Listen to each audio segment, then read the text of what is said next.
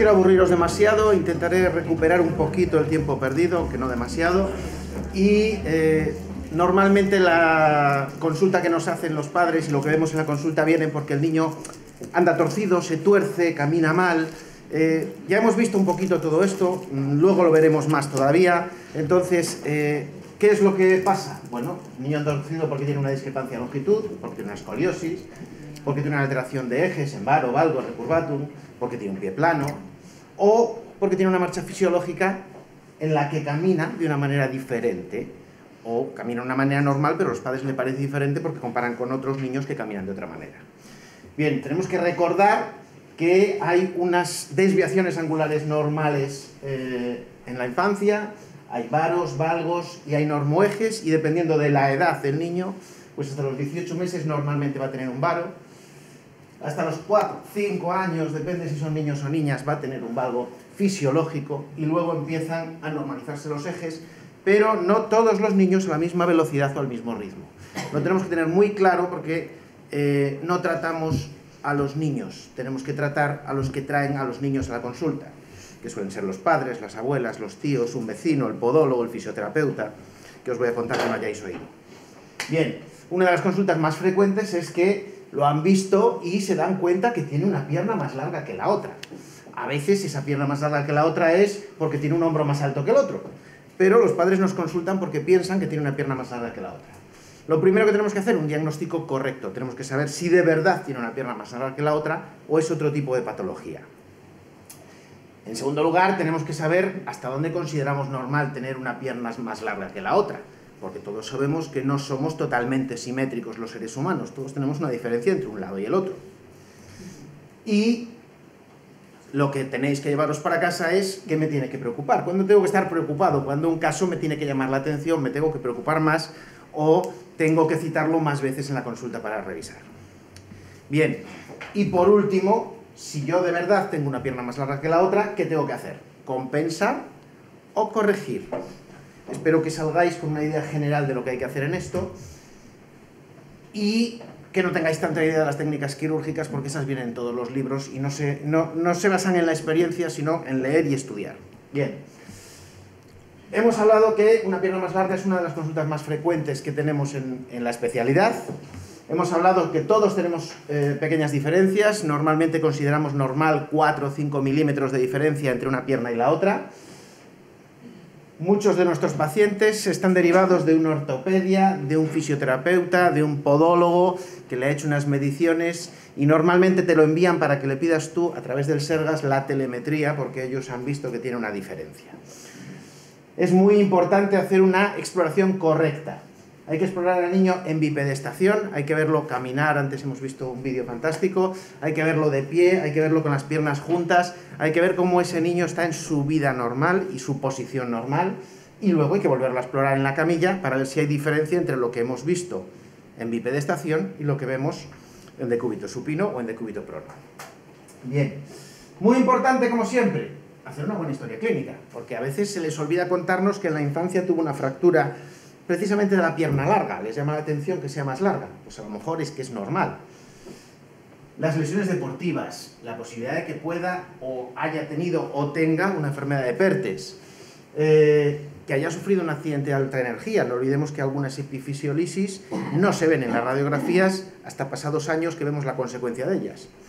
Entonces, como siempre en medicina, como siempre en nuestra especialidad, lo más importante es la historia clínica y con una buena historia clínica, a veces incluso antes de levantarnos de la silla, tenemos muy aproximado el diagnóstico. Bien, ¿qué hay que ver? Hay que ver la columna, que es una de las causas más frecuentes de que el niño parece que está torcido.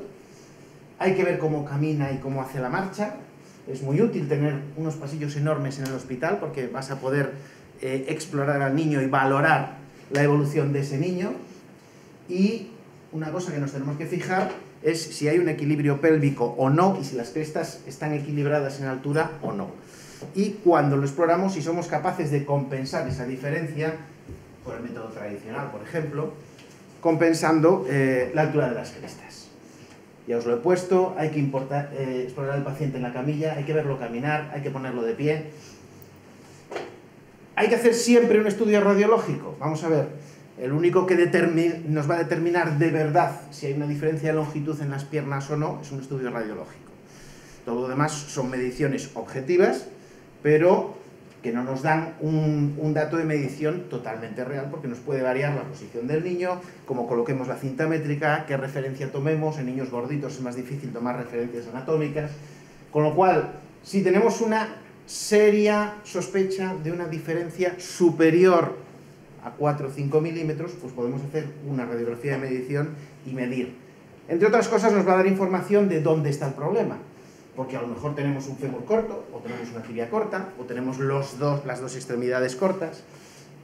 Entonces, es cuando hay que hacerlo. Una cosa importante, por lo menos en nuestro medio ocurre, no sé, en otros hospitales, que a veces los técnicos de rayos te engañan, porque muchas veces tenemos diferencias de longitud posturales. El niño tiene una costumbre de ponerse así, le hacen así la radiografía y claro, te salen unas piernas con una diferencia tremenda. O viceversa, ese día el niño no se quiere poner de pie, lo tumban en la camilla, te hacen la radiografía tumbado, que sale totalmente normal, y luego cuando lo pones de pie tiene un varo o un valgo brutales. Entonces es importante que sepáis cómo trabajan vuestros técnicos de rayos, por si acaso tenéis que hacer en la petición alguna anotación especial. Ponlo de pie con los talones juntos y que no doble las rodillas, que ponga a la misma altura los dos talones. Bueno, si no lo saben, pues a lo mejor se lo tienes que explicar. Es muy importante que nos cuente si tiene dolor o no, porque la aparición de dolor ya nos tiene que encender esa lucecita roja. Las diferencias de longitud de las piernas no deben tener dolor, y las diferencias muy grandes, mayores de 1 centímetro, también nos tiene que encender esa lucecita roja.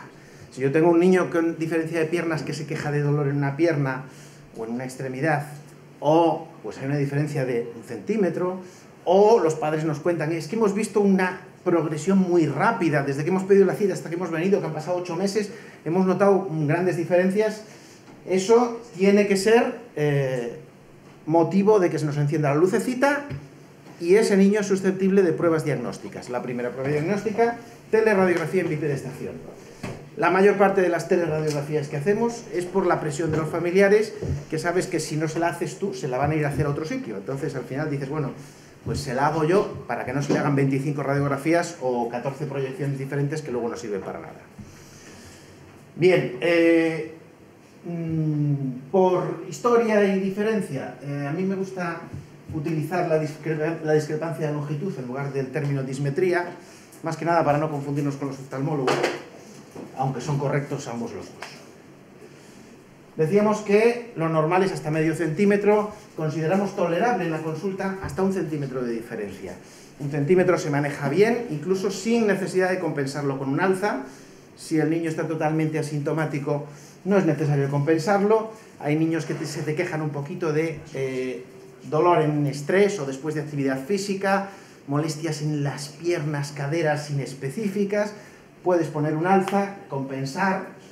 ¿Y cuánto compensamos? Bueno, pues si tiene 1 centímetro de diferencia, no deberíamos empezar por corregir 1 centímetro, porque vamos a compensar una diferencia que su cuerpo lleva descompensando bastante tiempo. Entonces yo habitualmente lo que hago es corregir la mitad de la diferencia y revisar al niño. Si lo revisas y está asintomático, con eso nos llega, y si lo revisas y todavía no está bien, puedes compensar un poco más la diferencia. Normalmente no es necesario. Lo más importante, pues lo mismo que hemos escuchado antes de la escoliosis, la velocidad de esa progresión y el potencial de crecimiento. Si yo tengo niños muy pequeños, potencialmente puede aumentar mucho esa diferencia, tengo que estar más pendiente, y si yo tengo preadolescentes, adolescentes o ya niños con las fisis prácticamente cerradas, la diferencia no va a variar, con lo cual o voy a tener que actuar porque la diferencia es muy grande, o no vamos a tener que hacer absolutamente nada porque el potencial de que esa diferencia aumente es mínimo. Los cambios rápidos, lo hablábamos antes, son una luz roja. Si ocurren cosas que se cambian, se modifican muy rápidamente, tenemos que tener cuidado y tenemos que recordar y a veces explicar a los padres que después de una fractura de un hueso largo que no afecta a la zona de crecimiento, curiosamente ese hueso puede tender a crecer más que el otro. No es la primera vez que consultan y te dicen, no, pero es que el que se rompió es el que está creciendo más. Digo, claro, precisamente, porque produce un estímulo de hipercrecimiento. Ya lo hemos hablado hace un momentito, nuestras consultas, las de infantil, son consultas de 5 minutos al niño, 14 minutos a los padres, y explicarles las cosas y hacérselas entender, a veces resulta imposible lo de hacérselas entender, y explicar, tienes que explicarlas muy bien y muy clarito, porque de traumatología sabe incluso más gente que de medicina. Entonces, opina el fisioterapeuta, el entrenador del equipo, una señora que pasaba por allí, que su hijo llevó plantillas, y la abuela que recuerda que a su hermano le pusieron unas botas ortopédicas y ahora está perfectamente, con lo cual el estar hablando es importante. Aquí, por ejemplo, vemos un niño que exploramos en la camilla, vemos una diferencia si ponemos los talones juntos, vemos que una pierna es considerablemente más larga que la otra, eso sería una diferencia de una tibia más corta que la otra. ¿Y qué tenemos que hacer? Pues habitualmente vamos a tener menos de 1 centímetro, va a ser asintomático, no va a tener ningún problema. ¿Y qué es lo que le hacemos? Nada. No le hacemos nada. Un niño que está asintomático, haciendo deporte, jugando al fútbol, haciendo gimnasia acrobática, ¿para qué le hacemos qué? No le tenemos que hacer nada. Vigilarlo, controlar en la consulta, dependiendo del potencial de crecimiento, y vigilar cómo crece. No necesitamos hacerle pruebas de imagen, no necesitamos hacerle un seguimiento cada 3 meses. Si tiene un poco de sintomatología, que normalmente la tienen cuando empiezan a hacer un poco más de deporte, es muy frecuente en los niños que tienen diferencias de longitud, cuando pasan del equipo infantil al siguiente nivel, que pasan de entrenar un día a la semana a entrenar 4 días a la semana y jugar 2 partidos el fin de semana, entonces ya les empieza a doler todo el cuerpo. A veces si le pones una plantillita descarga un poquito, mejoran sintomatológicamente y no hay que hacerles tampoco nada más. Bueno, y si crece muy rápido, si tiene mucho potencial de crecimiento, si hay una diferencia de longitud superior a 1 centímetro y con mucho potencial de crecimiento, ¿qué podemos hacer? Bueno, podemos hacer una epifisiodesis temporal, siempre en la pierna más larga. Evidentemente, como no estamos hablando en este momento de desviaciones angulares, hay que frenar las fisis tanto en medial como en lateral, porque si no generaríamos una desviación angular. Dependiendo del estudio radiológico, porque ya hemos visto que es un caso que necesita radiología, lo haremos en el fémur, en la tibia o en los dos. Y unas diferencias muy grandes que suelen tener una causa subyacente secundaria, pues pueden necesitar algo más, pues un alargamiento dirigido, con un clavo, con un fijador. Bien, otra causa de andar mal, lo hemos visto antes, a veces parece que tienes una pierna más larga que otra y en realidad lo que tienes es pues un desbalance del eje de la columna, o sea, una escoliosis. Así vemos al niño, así lo vería el dibujo, y en estos casos lo que tenemos que fijarnos es si tiene o no una báscula pélvica y si hay o no una rotación vertebral, porque ya nos lo han explicado antes, si no es una rotación vertebral no es una escoliosis, y a lo mejor lo que es una curva secundaria a esa diferencia de longitud. Otras deformidades, bien, van a hablar un poquito también de ellas luego, pero vamos a hablar de ellas ahora también. Las deformidades angulares, varo, valgo, recurvatum, ¿alguna otra deformidad? Bien, tenemos que medir el ángulo Q, el ángulo que forma el fémur con la tibia en la rodilla, y tenemos que saber que el ángulo Q puede ser el que determine si tenemos un varo, un valgo o la normalidad. ¿Cómo exploramos estas deformidades angulares? Lo mismo que hemos explorado antes las diferencias de longitud, porque básicamente todos los problemas de las piernas los vamos a explorar igual. Hemos visto antes unos pies y estábamos explorando la marcha, el apoyo, lo poníamos en puntillas. Hay que explorar la marcha. Cuando lo ponemos en supino con las rótulas al cenit, puede que se nos varíe y nos permite diferenciar deformidades rotacionales de deformidades simplemente angulares. Hay que explorar flexiones de rodilla y hay que ver los ángulos de la cadera y de la rodilla, porque muchas veces el origen de estas deformidades puede estar más arriba en la cadera, lo veréis luego. ¿Y qué tenemos que considerar normal? Bien, pues si tenemos entre 10 y 20 grados de ángulo Q, es normal. Si tenemos menos de 10, vamos a estar en esta situación y vamos a tener un varo. Y si tenemos más de 20, vamos a estar en otra situación y vamos a tener un valgo. Por lo tanto, si tenemos un ángulo entre 10 y 20 grados, pues no tenemos que hacer nada. Y si tenemos más, lo primero que tenemos que ver es la edad, porque ya hemos visto antes que hay un varo fisiológico y un valgo fisiológico. Luego, para el recurvatum, la extensión entre menos 5 y 10 grados es lo normal. Luego los hiperelásticos tienen mucho más.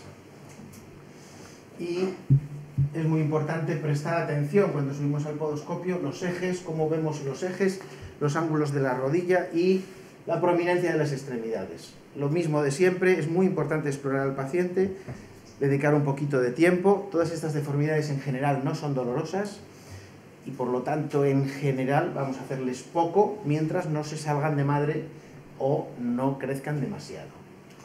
Cuando tenemos un varo muy marcado que nos llama mucho la atención o que es asimétrico en menores de 2 años, tenemos que pensar que pueda tener una enfermedad de Blount. Tenemos que andar ojo a visor porque a veces el diagnóstico precoz no es fácil, pero hay que tener cuidado. Sabemos que hasta los 18 meses es normal el varo, pero el Blount, si habéis visto alguna vez algunos, va a llamar la atención porque es un varo mucho más marcado. Bien, el valgo de las rodillas es más frecuente en las niñas, probablemente porque se les note más, porque suelen tener las piernas un poco más delgaditas. Es normal entre los 18 meses y los 4 o 5 años. Y lo que sí que nos tiene que llamar mucho la atención es si encontramos un varo o un valgo, pero es más frecuente en el valgo, que sean asimétricos, porque puede haber algún problema en esa extremidad. En general son simétricos, en general no son dolorosos y suelen consultar porque se chocan las rodillas. A veces, con unas plantillas como si fuera para unos pies planos, se corrige el valgo y a veces la causa del valgo pueden ser unos pies planos. Con lo tanto, ya lo hemos hablado antes, hay que hacer una buena exploración y encontrar la causa de la deformidad. Aquí vemos ejemplos, lo que decíamos antes, habitualmente estas deformidades se van a corregir espontáneamente porque forman parte del crecimiento normal. Cuando no se corrige, se mantiene en el tiempo, es asimétrico, es dolorosa o tenemos una causa traumática, pues podemos hacer una hemipifisiodesis, que es lo mismo que hacíamos para detener el crecimiento de la extremidad larga, pero en este caso solo en la zona medial o en la zona lateral para conseguir una corrección del ángulo. Vale, las deformidades rotacionales sí que voy a pasar sumamente rápido porque después hay una charla enorme, pero es otra de las causas de que el niño ande mal. Muchas veces parece que puede tener diferencias y lo que tiene son deformidades rotacionales en el fémur. Algunas veces están asociadas a un pie plano, esas deformidades rotacionales. No tenemos que buscar una única causa. Muchas veces los problemas de cojeras o de alteraciones de la marcha son un conjunto de alteraciones o variantes de la normalidad y hay que explorarlo. A priori son alteraciones del crecimiento, por lo tanto suelen corregir espontáneamente, por lo tanto en general no suele ser necesario tratar las deformidades rotacionales de una forma agresiva. Les llamamos malrotaciones femorales, alteraciones de la versión, bueno, hay múltiples términos. Anteversión y retroversión femoral. Tenemos que saber que al nacimiento hasta 40 grados son normales, luego a los 9 años entre 15 y 20 grados. Lo mismo de antes, la exploración básicamente es la misma que llevamos haciendo toda la charla, porque lo que tenemos que explorar es toda la extremidad, su conjunto y buscar dónde está el problema. Hemos descartado pies planos, hemos descartado discrepancias de longitud en las piernas, hemos descartado un varo o un valgo, porque realmente esto no es un varo, sino que es una malrotación femoral. ¿Qué es lo que tenemos que hacer con estas deformidades y alteraciones de la marcha? Bueno, pues lo primero, tranquilizar a la familia. A veces incluso ni siquiera es quien viene con el niño, porque la preocupada es la madre, pero no podía venir y vino el padre. Hay que tranquilizar a la familia. Cuando incluimos a la familia hay que pensar en los padres, los tíos, los abuelos, los vecinos, un amigo que era fisio y ya le dijo que había que operarlo, el podólogo del equipo de fútbol, el entrenador, y bueno, habréis visto más de uno que opina sobre medicina y sobre nuestra especialidad. Pues hay que tranquilizarlos a todos, explicarles lo que pasa, y a veces incluso con eso no eres capaz de conseguir que te hagan caso y se van a otro sitio. Bueno, pues si quieren que lo opere alguien de pago, que vaya y pague. Cuando son variantes de la normalidad, explicar que es normal, que va a cambiar, que se va a modificar con el crecimiento, y yo creo que hay algo que no debemos decirles nunca, es no hay que hacer nada. porque cuando dices no hay que hacer nada, si están realmente muy preocupados, se van a otro sitio. Entonces, vamos a hacer un seguimiento en conjunto con su pediatra. Realmente le has dicho lo mismo, pero suena muy distinto. Entonces, si crees que no hay que hacer nada, dices, vamos a hacer un seguimiento junto con su pediatra de su crecimiento y su evolución. Entonces, le has dicho que no hay que hacer nada, pero se van con la idea de que hay que hacerle un seguimiento. ¿Seguimiento qué es? Cuando vaya a su revisión de salud, que le miren para las piernas. Si crees que tiene algo que no es exactamente una variante de la normalidad, pues es mejor que el seguimiento lo hagamos nosotros en las consultas, por si acaso al final resulta que tenía algún problema. Hay que detectar lo antes posible las anomalías, las diferencias que son patológicas. Lo hemos explorado, le hemos hecho una buena historia clínica, incluso a alguno que nos ha llamado la atención le hemos hecho radiografías, con eso vamos a más o menos saber si alguna de esas alteraciones de la marcha y esas alteraciones de los ejes es patológica. Aquellas que nos parezcan o nos hagan sospechar que son patológicas, esas nos las tenemos que quedar en la consulta de ortopedia infantil. La tenemos que seguir y lo tenemos que vigilar. Probablemente no haya que hacerle nada, pero lo tenemos que vigilar. Si sospechamos cualquier patología y no nos las trae, hay que pedir radiología. Cuando hacemos radiología simple, siempre en carga. No os fiéis de que la hagan tumbados en la camilla porque cambian mucho las piernas. Y si realmente te encuentras con un caso que no sabes lo que hacer, antes teníamos un compañero experto en el pie que se encontró con un caso que lo tenía desconcertado y lo que hizo es lo inteligente, llamar al de al lado y decirle, échame una mano a ver si tú ves algo que yo no veo, porque a veces los árboles no nos dejan ver el bosque. Y si no dispones de alguien con experiencia cerca, pues mira, estamos todos para eso. Consultas a otros compañeros de otros hospitales que ahora estamos todos aquí y estamos para eso. También podemos estar para tomarnos unas cañas cuando queráis, en Vigo os invitamos. Y esta es la unidad de ortopedia infantil de Vigo. Si necesitáis, estamos para ayudaros, para colaborar. Y, por supuesto, no os perdáis el 5º curso de pie quiróvaro congénito, porque en breve saldrá la convocatoria. Muchas gracias. Y un último apunte. Si os interesan mucho las alteraciones angulares, las discrepancias de longitud, yo os aconsejo este libro. Es muy sencillito, es muy didáctico, tiene unas imágenes buenas y está escrito en un lenguaje muy fácil por el doctor Julio de Pablo. Yo os lo aconsejo a todos. Gracias.